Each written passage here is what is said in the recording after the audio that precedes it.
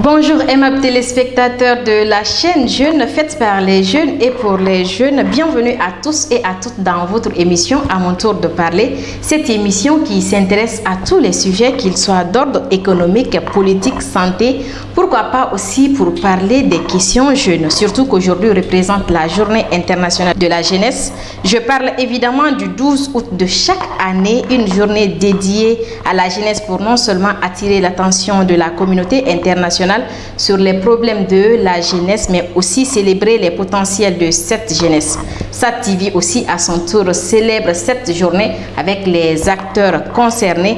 L'invité du jour s'appelle Monsieur Alassane Drabo. Il est le directeur pays de Search for Common Ground. Bonjour monsieur. Bonjour madame. J'espère que vous allez bien. Très bien, merci. Merci de me recevoir. Merci pour l'accueil aussi. Vous êtes en forme avec la pandémie. Comment vous faites pour être à l'abri? J'essaie de me plier aux recommandations des autorités sanitaires. Je fais en sorte que les mesures barrières soient appliquées non seulement par moi-même, mais aussi par mes collègues et puis ceux que je fréquente, mon entourage. La jeunesse est célébrée le 12 août de chaque année. Qu'est-ce qui représente cette journée pour vous? C'est une journée très importante. C'est une journée d'abord de sensibilisation, comme vous l'avez souligné tout à l'heure. Ça permet d'attirer l'attention sur un certain nombre de problèmes auxquels les jeunes sont confrontés. Je cite pêle-mêle le défaut de représentativité, le fait que bien souvent les jeunes soient considérés plus comme un problème que comme une opportunité. Et puis le fait aussi qu'on devrait, et là je parle du point de vue d'une organisation comme Search, probablement faire beaucoup mieux en matière d'implication des jeunes dans la promotion des efforts de paix, de cohésion sociale et puis de vivre ensemble. Je pense que tous les acteurs sont d'accord sur le fait que bien qu'il y ait eu des avancées, il reste encore un bon nombre de défis à relever. Donc cette journée nous interpelle tous à faire plus et mieux pour les jeunes, avec les jeunes, c'est important. Pour les jeunes et avec les jeunes. Monsieur, je viens de le mentionner, SAT TV fête cette jeunesse avec les acteurs impliqués. Et en tant que directeur de Search for Common Ground, cette journée, en quoi ça intéresse Search for Common Ground? Peut-être commencer par rappeler que Search for Common Ground est une organisation qui œuvre pour la transformation des conflits. Faire en sorte que la problématique des conflits soit abordée de manière différente. On s'éloigne un peu de l'approche antagoniste pour privilégier des approches beaucoup plus collaboratives. Et cette approche est mise en œuvre avec un certain nombre de populations cibles, dont les jeunes. Les jeunes sont des acteurs incontournables en matière de paix. Ça vaut pour la démographie, mais ça vaut aussi pour un certain nombre d'initiatives novatrices que les jeunes eux-mêmes portent et qu'il est nécessaire d'accompagner. Et je pense que ça colle tout à fait avec la thématique de cette année, qui est celle de l'engagement des jeunes pour une action mondiale, parce que c'est précisément ce que Search essaie de faire en sorte que les jeunes soient davantage engagés, aussi bien au niveau local, pays qu'international, dans les efforts de promotion de la paix. Et votre organisation fait quoi exactement en faveur de la jeunesse? Les jeunes sont vraiment au centre de ce que nous faisons en matière de promotion de la paix. Notre collaboration avec eux est multiforme et intervient à différents niveaux. Au niveau local, nous faisons beaucoup de renforcement de capacités, si on veut qu'ils soient à même de contribuer de manière efficace aux efforts de promotion de la paix. Il est important de les outiller, n'est-ce pas? Donc nous les outillons en matière d'approche, Common Ground, en matière notamment de techniques de facilitation, d'animation de sessions, etc. Mais nous faisons en sorte aussi qu'on puisse bénéficier de contributions d'un certain nombre de structures de jeunes.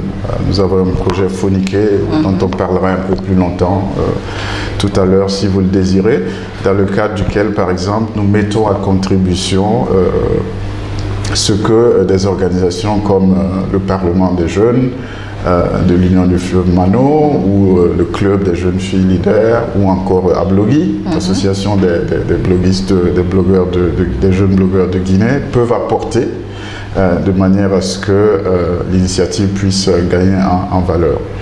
Nous travaillons aussi avec les jeunes dans le cadre des médias. Vous savez que la production média est très importante pour nous, pour sensibiliser, pour éduquer, pour renforcer les capacités. Et puis nous avons récemment lancé à travers le pays un certain nombre de centres de paix qui sont en fait des lieux de convivialité, mais aussi de renforcement de capacité sur les questions de promotion de la paix. Et dans ces centres-là, justement, les jeunes sont les principaux animateurs parce que nous pensons qu'ils sont bien placés pour jouer ce rôle-là. Mais la collaboration ne s'arrête pas là. Il y a aussi une collaboration au niveau mondial. Vous le savez peut-être, Search for Common Ground au niveau du système des Nations Unies co-préside le sous-groupe sur l'implication et la participation des jeunes aux efforts de consolidation de la paix. Dans ce cadre-là, d'ailleurs, il y a un certain nombre de lignes directrices qui ont été élaborées et adoptées grâce à l'appui de Search for Common Ground. Et puis à l'interne, au sein des instances de gouvernance de l'organisation, il existe aussi un conseil consultatif des jeunes. Donc les jeunes sont écoutés, leurs orientations sont prises en compte dans la manière dont l'organisation fonctionne. Et mes téléspectateurs de SAT TV, pour ceux qui viennent de nous prendre en marche, je vous rappelle que vous êtes dans votre émission À mon tour de parler. Et l'invité du jour s'appelle M. Drabo Alassane. Il est le directeur pays de Search for Common Ground. Alors, M. Alassane, parlons un peu de votre projet Foninké. Et j'aurais appris que le lancement officiel de l'activité de mobilisation et d'identification de 320 jeunes au compte du projet Foninké, c'est aujourd'hui, ce qui est la journée internationale de la jeunesse. Quelles sont vos attentes par rapport à ce projet Foninké? Oui, le fait que le lancement, pas du projet, le lancement de cette initiative donc, pour identifier les 320 jeunes ait lieu aujourd'hui n'est évidemment pas une coïncidence.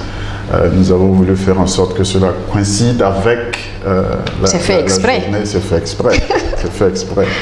Et de quoi s'agit-il? D'abord, situer les choses en contexte. Le projet Foninké, Jeunes entrepreneurs sociaux pour la paix, comme son nom l'indique, vise à renforcer l'impact et le leadership des jeunes en matière de prévention des conflits en Guinée.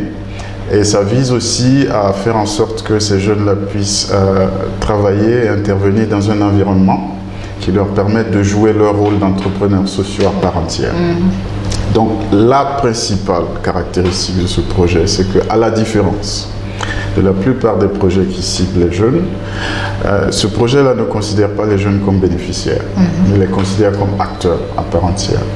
Donc nous travaillons étroitement avec un certain nombre de structures de jeunes que j'ai citées tout à l'heure, Ablogui, Jeunes Parlementaires, exactement, le club. Mais nous travaillons aussi avec un incubateur qui est Oser Innover, qui apporte une expertise en matière d'activités génératrices de revenus, ainsi de suite. On va y revenir. Et puis, il faut surtout souligner que les 320 jeunes qui seront identifiés vont participer à l'une des principales étapes du projet, qui est celle de l'analyse participative des conflits. Donc cela leur permettra de comprendre les dynamiques sous-jacentes de conflits qu'il faudra adresser. Et ensuite, de manière plus importante de mon point de vue, renforcer au passage leur capacité en la matière. C'est un exercice qu'ils pourront répliquer dans un autre contexte. Et puis surtout, mieux comprendre le projet, mieux le porter, et puis probablement mieux le promouvoir auprès de leurs pairs. Donc c'est un rendez-vous important. Quand on entend dire les partenaires ou bien les jeunes qui seront recrutés seront là pour être impliqués, est-ce que c'est pour donner non seulement l'argent, parce que quand on parle ici du projet avec les jeunes, on passe beaucoup plus, je vais recevoir de l'argent pour faire telle activité. Est-ce que ces jeunes seront accompagnés jusqu'à la réalisation des différents projets ou bien... L'accompagnement, il sera multiforme, comme je l'ai souligné tout à l'heure. Il y aura bien sûr une dimension renforcement de capacité, mais il est prévu aussi, dans l'approche du projet, effectivement, de donner l'opportunité à un certain nombre de jeunes. On ne pourra pas le faire pour tout le monde, donc il y aura des critères de sélection qui seront établis en collaboration avec les jeunes eux-mêmes. Je crois que c'est important de le souligner. Donc il y a un certain nombre de projets de jeunes, de promotion de la paix, qui seront accompagnés effectivement par... Quelle est la particularité de ce projet par rapport aux autres, de tout ce que vous avez eu en Guinée? Je pense qu'il y a le fait qu'il soit d'abord construit, bâti sur ce qu'on appelle au niveau de Search l'approche à 360 degrés. C'est-à-dire qu'on essaie d'adresser toutes les dimensions de la problématique de la participation des jeunes. Donc il y a le renforcement des capacités, il y a l'appui institutionnel, on vient d'en parler, il y a la dimension inclusion. On essaie de cibler aussi les jeunes qui sont souvent exclus de ce genre d'initiative. Et puis il y a ce que vous avez souligné tout à l'heure, le fait qu'on leur permette, dans le cadre de ce projet-là, de mettre en œuvre un certain nombre d'initiatives qu'eux-mêmes auront identifiées. Monsieur Alassane, parlons un peu de vos partenaires de mise en œuvre. Comment ils ont été ciblés? Est-ce par affinité ou bien sur quels critères de base? Parce qu'il y a assez d'organisations en Guinée. Comment ceux-ci ont été ciblés? Eh bien, ils ont été identifiés sur la base des orientations principales du projet.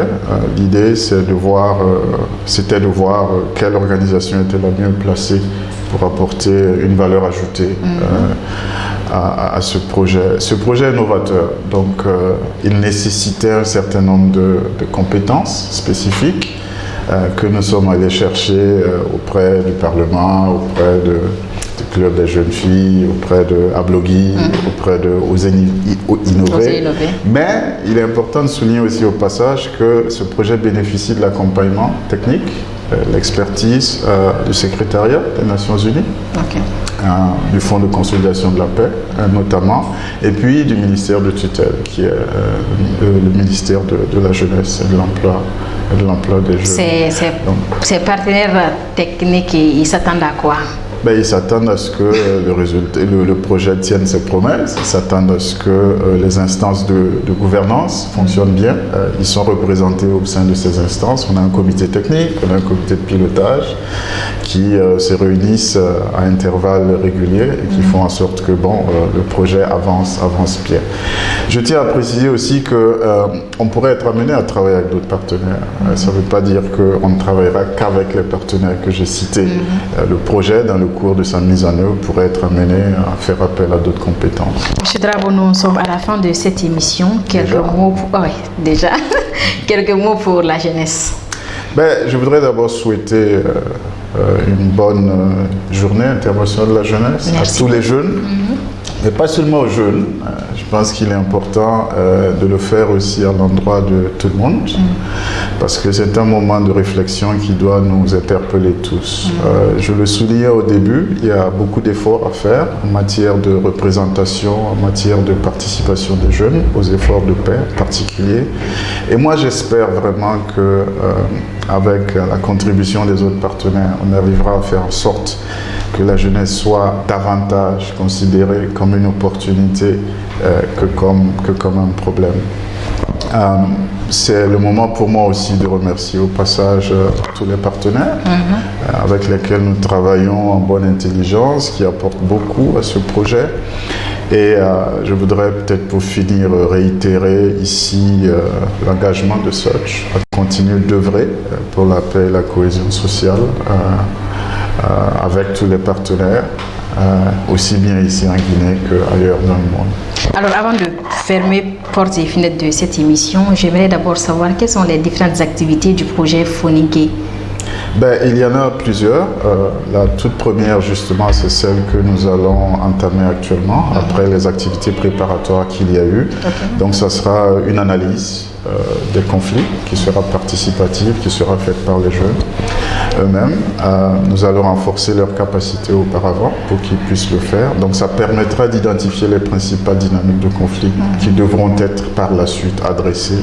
Donc, c'est une étape vraiment déterminante, permettra de dire précisément quel contenu on va donner au projet. Vous voyez que rien n'est prédéfini et que tout se construit véritablement avec Bien les sûr. jeunes. Et ma téléspectateur de SAT TV, ainsi prend fin cette émission. À mon tour de parler, c'était avec le directeur pays de Search for Common Ground. Il s'appelle M. Drabo Alassane. Merci à tous et à toutes de l'avoir suivi. On se reprend dans un autre numéro, mais en attendant, respectons les gestes barrières, lavons-nous régulièrement les mains, sortons avec nos bavettes et surtout 1 mètre de distance, il faut respecter. Merci à tous et à toutes de l'avoir suivi. Tout le plaisir était pour moi de vous servir. On se reprend dans un autre numéro.